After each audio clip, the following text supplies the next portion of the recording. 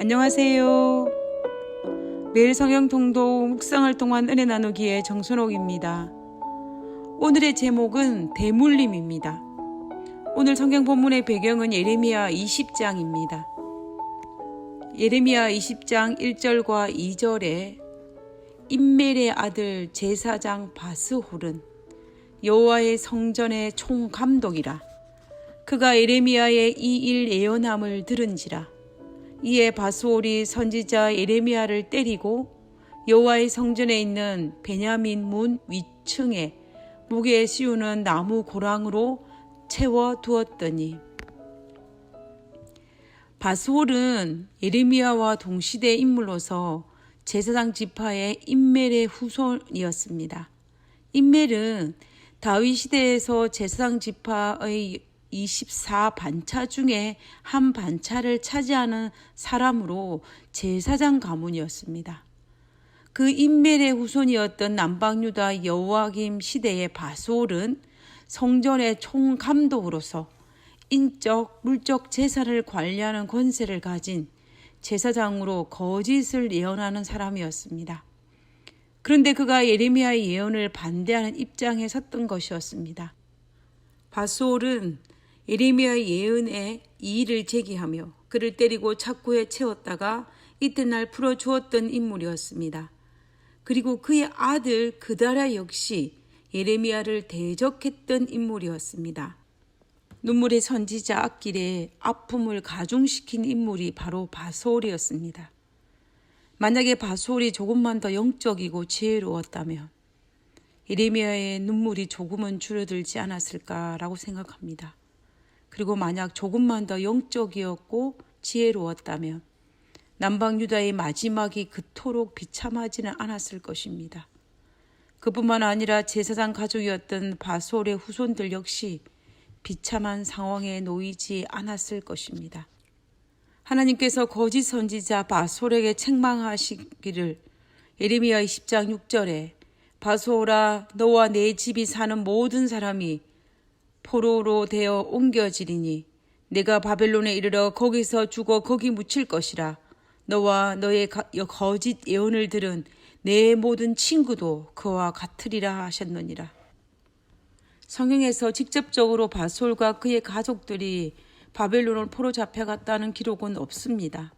그러나 남방유다가 멸망하는 시기에 바벨론이 남방유다의 모든 사람을 다 잡아가고 비천한 자 외에는 그 땅에 남은 자가 없었더라라고 기록한 것을 보았을 때 제사장 지파였던 바스홀의 후손들은 잡혀갔을 가망성이 훨씬 높습니다. 그리고 그뿐만 아니라 바벨론 포로를 마치고 예루살렘으로 귀환한 명단 속에 바스홀의 가문인 임멜의 후손들이 기록되어 있습니다. 바벨론 포로 귀환의 역사를 기록한 에스라스에 보면 임멜 자손 중에 하나니와 스바다요라고 기록되어 있는 것을 보았을 때 그들은 바벨론의 포로로 잡혀갔고 그곳에서 바스홀이 죽고 그의 후손이 그곳에 있다가 포로 석방령이 내렸을 때 본국에 돌아온 것을 우리는 알 수가 있습니다.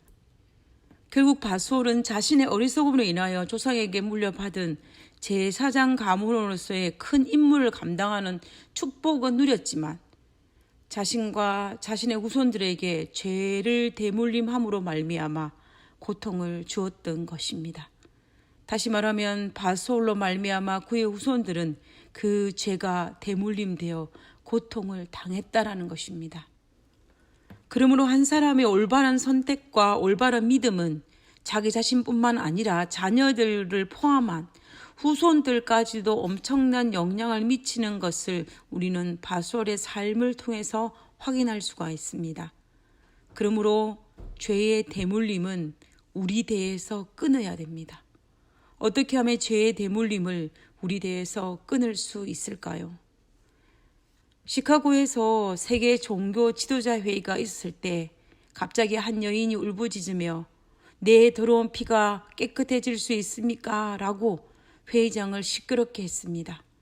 이 여인은 자신의 갓난아기를 아기를 버려 얼어 죽게 한 비정한 어머니였습니다. 그런데 이 여인의 아버지도 살인죄로 감옥에 있다는 것입니다. 아버지의 죄악의 피가 자신에게 대물림되어 자신도 악한 피가 흘러서 이런 비정한 어미가 되었다라고 말했던 것입니다.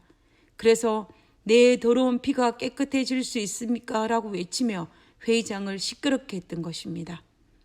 회의장에 있던 사람들은 이 여자의 침입을 귀찮은 소동과 방해꾼 정도로 생각했습니다. 그때 한 신사가 일어나서 그 여자에게 말했습니다. 여보시오, 하나님의 아들 예수 그리스도의 피가 당신의 모든 죄에서 깨끗게 씻어 주실 것입니다. 라고 말했습니다. 사실 이 신사가 한 이 말은 요한일서 1장 7절에 있는 그 아들 예수의 피가 우리의 모든 죄에서 깨끗하게 하실 것이라는 이 말씀을 외운 것이었습니다. 이 신사는 보스턴에서 온 조셉 쿡이라는 목사였습니다. 회의장은 갑자기 숙연해졌습니다. 어떤 피가 죄를 씻는다는 말에 세계 어느 종교에도 없기 때문입니다. 그러면 어떻게 하면 예수님의 피가 우리의 모든 죄를 깨끗게 할 수 있을까요? 출애굽기 20장 5절과 6절의 말씀에 보면 나를 미워하는 자의 죄를 갚되 아비로부터 아들에게로 3, 4대까지 이르게 하거니와 나를 사랑하고 내 계명을 지키는 자에게는 천대까지 은혜를 베푼다라고 하셨습니다. 우리가 이 출애굽기에 있는 이 말씀을 묵상해 보면 결국 하나님을 사랑하면 나의 죄를 회개하면 천대까지 은혜를 베푼다는 것입니다.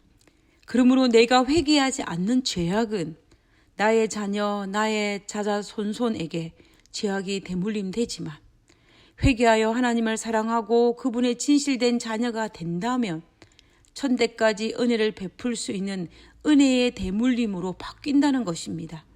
결국 회개가 죄의 대물림을 끊어지게 만드는 것입니다. 우리는 우리의 자녀들에게 어떤 대물림을 할 수 있을까요?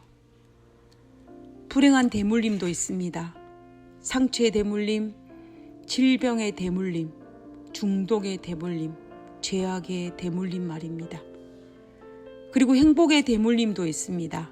믿음의 대물림, 비전의 대물림, 축복의 대물림도 있습니다. 한 사람 다윗으로 말미암아 자신과 그의 후손들이 은혜의 대물림을 받아 복을 누린 것처럼 한 사람 바소로 말미암아 죄가 대물림되어 자신과 그의 후손들까지 불행을 겪어야 했음을 우리는 잊지 말아야 합니다. 그리고 우리의 후손들에게 어떤 것을 대물림할지를 우리는 깊이 생각해야 할 것입니다. 기도하겠습니다. 하늘에 계신 저희들의 아버지, 저를 불쌍히 여기사 저의 자녀들에게, 저의 후손에게, 저의 주변 사람들에게 복의 근원이 될 수 있는 복의 대물림자가 되게 하여 주시옵소서. 절대로 죄악의 대물림을 하지 않도록 아버지여 저희를 불쌍히 여겨 주시옵소서. 순간순간마다 저희와 함께 하심으로 하나님의 복의 대물림의 산 증인이 되게 하여 주시옵기를 거룩하신 예수님 이름으로 기도드렸습니다. 아멘.